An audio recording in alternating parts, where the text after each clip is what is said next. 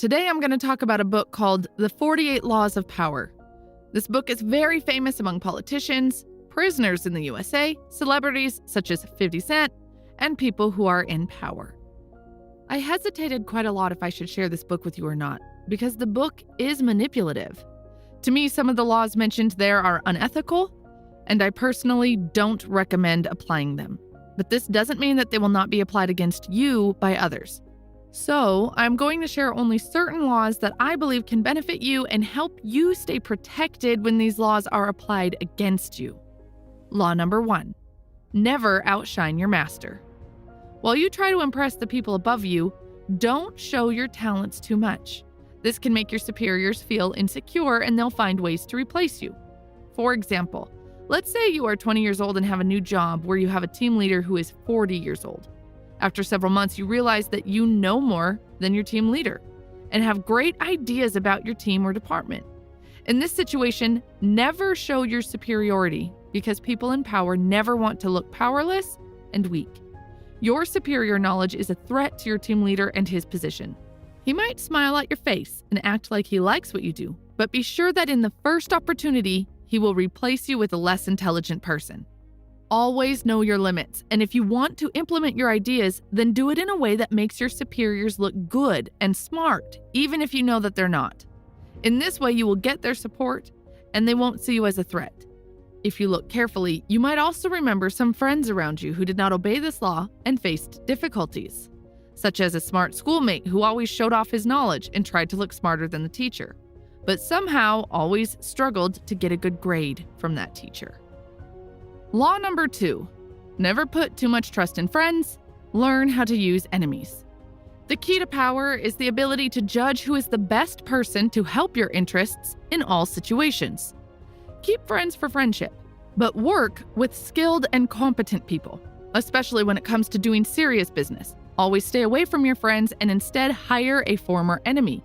The enemy will be more loyal than a friend because he has a lot to prove to you. The author says you should fear more from friends than from enemies. Friends are more likely to envy and betray you, and they limit your power since it's harder to keep a professional distance. Friends are not always honest, and they don't express their feelings openly, and it's hard to read their intentions. In general, people love to think that they have achieved something by themselves.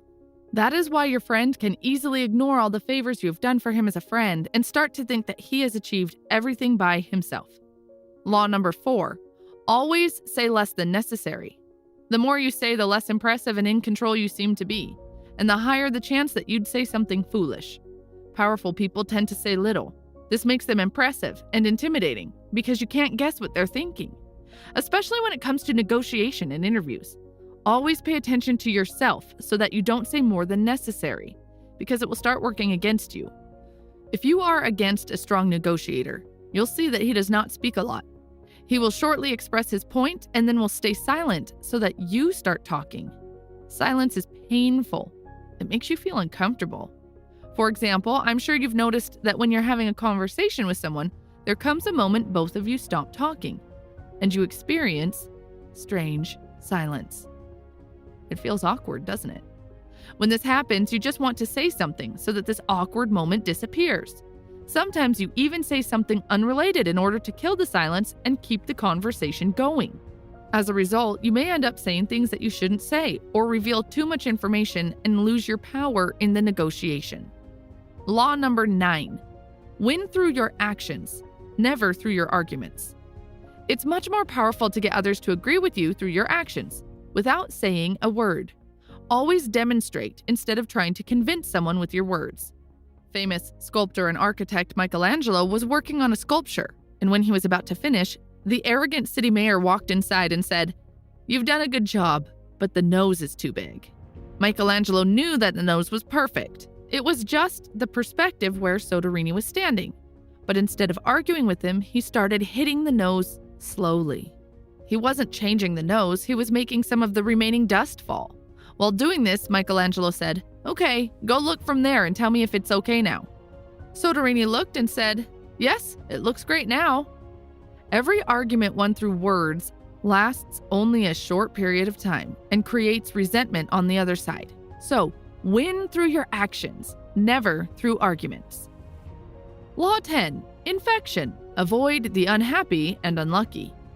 You can die from someone else's misery.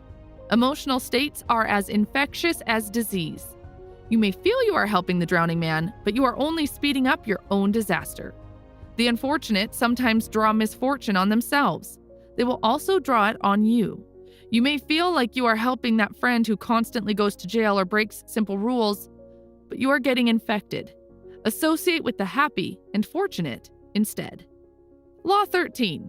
When asking for help, appeal to people's self-interest, never to their mercy or gratitude. If you need help from someone, don't bother to remind him of the things you did for him in the past. He will find a way to ignore you.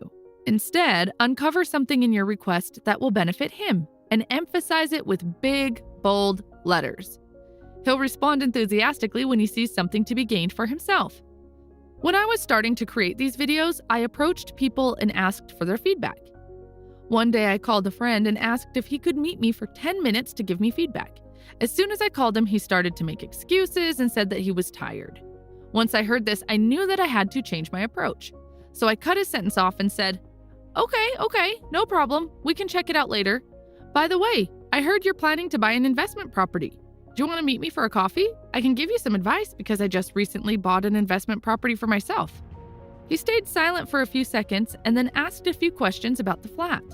After a few hours, we met for coffee. I told him everything I knew, and in the end, I asked if he could give me feedback right then. Of course, he said yes and gave me his feedback.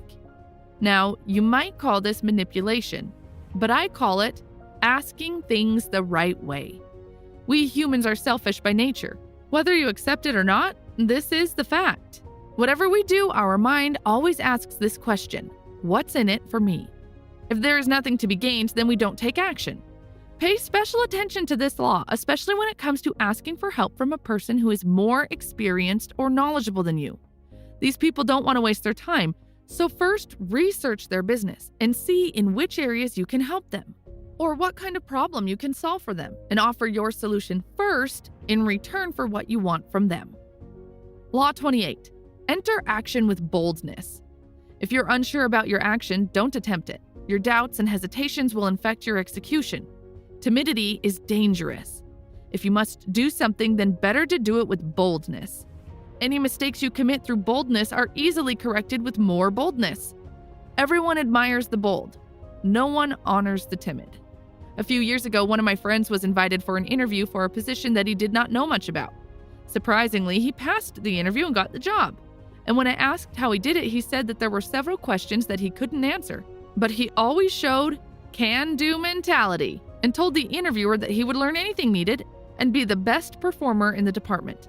Several months later, when he was having coffee with the hiring manager, he said, "The only reason I hired you was because of your courage and boldness. Otherwise, you had very few qualifications for the position. Most people in your place wouldn't even dare come to the interview." Law 36. Disdain things you cannot have. Ignoring them is the best revenge. By acknowledging a problem, you give it existence. The more attention you pay to your enemy, the stronger you make him. And a small mistake is often made worse and more visible when you try to fix it. It is sometimes best to leave things alone. If there is something you want but can't have, simply disregard it. The less interest you show, the more superior you seem. By acknowledging your enemies, even if only to fight with them, you open yourself to their influence. By ignoring them, you cancel them out. This unsettles and infuriates them. But since they have no dealings with you, there's nothing they can do. Law 40. Despise the free lunch. What is offered for free is dangerous. It usually involves either a trick or a hidden obligation. It's also often wise to pay the full price. By paying your own way, you will stay clear of gratitude, guilt, and deceit. Free is one of the most expensive words you can hear. Whenever you hear something is free, be very careful. Free is almost never free. There's always a price hidden behind it. For example, when you wait in line for 1 hour to get a $2 product, do you really think that you got it for free? You just paid for it with 1 hour of your time. Do you really think that your 1 hour is worth $2? Or do you really believe that free shipping is free? It's never free. It's just hidden in the price you pay. Law 41. Avoid stepping into a great man's shoes. What happens first always appears better and more original than what comes after. If you succeed a great man or have a famous parent, you'll have to accomplish double their achievements to outshine them. Establish your own name and identity by changing the course. For example, let's say you start a new job and find out that the person who was working in that position before you started was one of the best employees in the company. Can you realize how hard it would be for you to succeed in that position? The previous person has already set a high standard and expectations, and people will expect the same from you. If you want to be successful in that position, you will have to produce twice the results of the previous employee in order to be noticed, or you must create your own way so that they don't compare you with the previous employee. Most probably, you'll not be able to do the first option as a newcomer, so the best way is to create your own way and distinguish yourself. But be careful when you do that, because the past often has valuable elements, and it would be foolish to reject everything in order to distinguish yourself. Law 45. Preach the need for change, but never reform too much at once.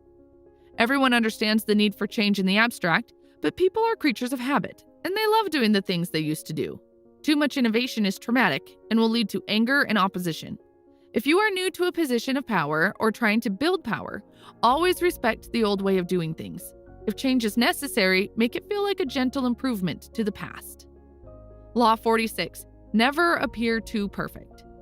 People absolutely hate it when they see that you are better than them. Appearing better than others is always dangerous, but the most dangerous of all is to appear to have no faults or weaknesses. Envy creates silent enemies. It's smart to occasionally display defects in order to deflect envy.